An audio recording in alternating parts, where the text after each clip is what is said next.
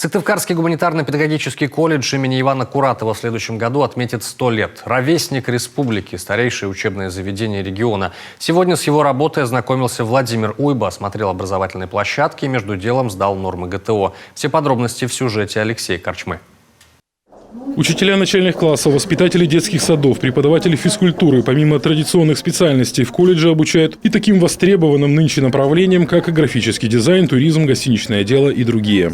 Константин Владимиров приехал в Сыктывкар из Архангельской области учиться на социального работника. Я сначала думал поступать вообще на преподавателя, начальный класс, но потом я передумал и решил поступить все-таки на социальную работу.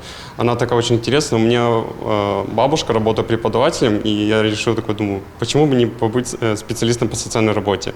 Даже само название профессии меня очень заинтересовало.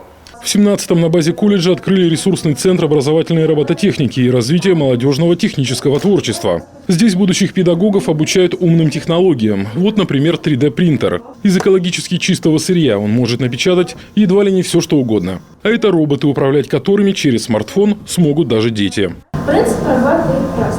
Механоиды могут общаться и передвигаться с помощью колес. Для этого всего лишь вам потребуется установить игровую платформу, механоид. В данной программе вы можете программировать робота таким образом.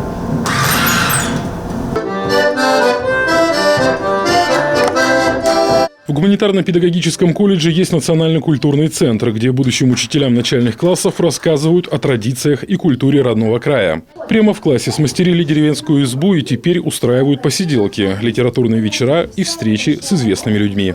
Мы приглашаем известных поэтов, писателей, композиторов. И по традиции комик-гостеприимства мы угощаем всех гостей шаришками из печки.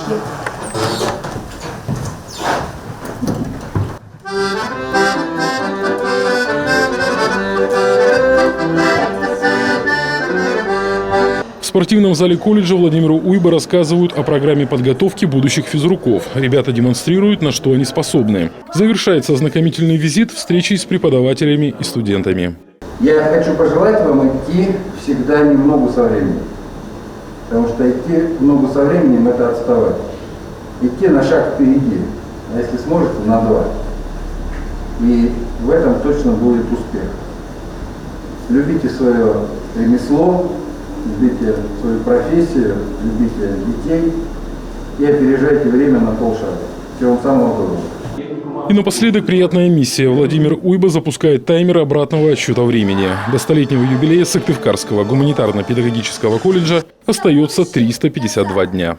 Алексей Корчма, Иван Магомолов, телеканал Юрган.